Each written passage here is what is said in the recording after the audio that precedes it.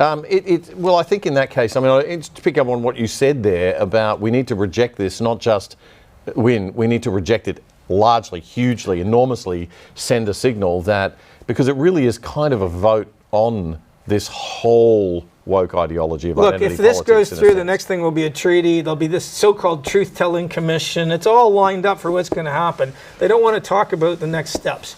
On its own, this body, I mean, if you wanted to recognize that Australia, you know, is a country that began with Aboriginal, you could put something in the preamble.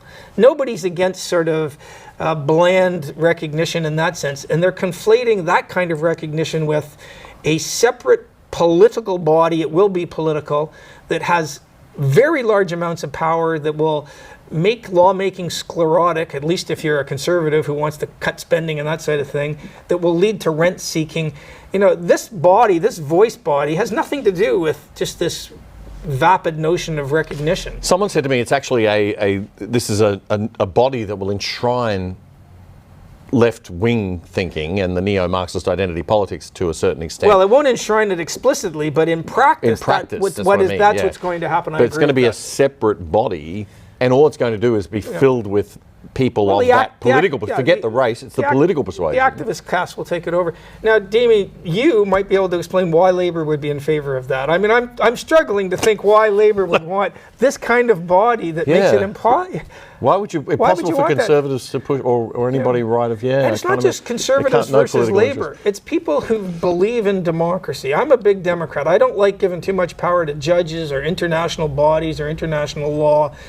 Over time, the best decisions come from counting everyone equally, giving us all a vote, and you know, sometimes you win, sometimes you lose. You win on tax rates, you lose on, you know, how your border's policed, whatever. Over time, there's no better system than democracy. But it assumes an educated public, or an informed public. The worst problem is that the elites in the West in the last 20 years have decided that they know better than the average voter, that they know better than, you know, your plumbers and secretaries. And so there's a disdain for the average voter. You saw it with the Brexit, you know, these deplorable people is what Hillary Clinton called them.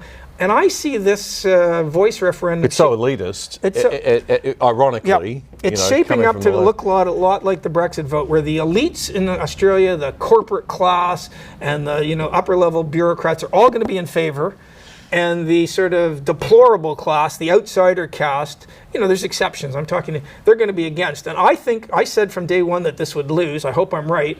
I think it will lose.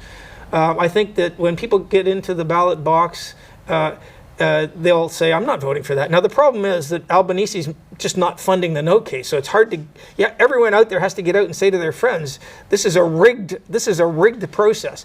And everybody out there needs to share this video far and wide. We need to get out there. But I think people, you can't even trust the polls to some extent, because given that you're being called a racist if you're against, you don't really want to tell pollsters that I'm thinking of voting no. So we can bet on a 2 to 3 to 4% slippage from the polls. People will remember that when they first mooted a republic in this country, the polls were 71% in favor of the republic. And then when people heard the no case, it lost in every single state. It even lost in Victoria. If you can't win a referendum in the most left-wing state in this country, I don't know what. So I think if they'd funded the no case, it would have been slaughtered. Since they're not funding the no case, I still think it's going to lose. But we all have to get out there, and you just can't let people cow you by calling you a racist. There's nothing racist about being against this body. No, there nothing isn't. At all. It's just sound. It's a sound desire to live in a democracy where everyone's treated the same.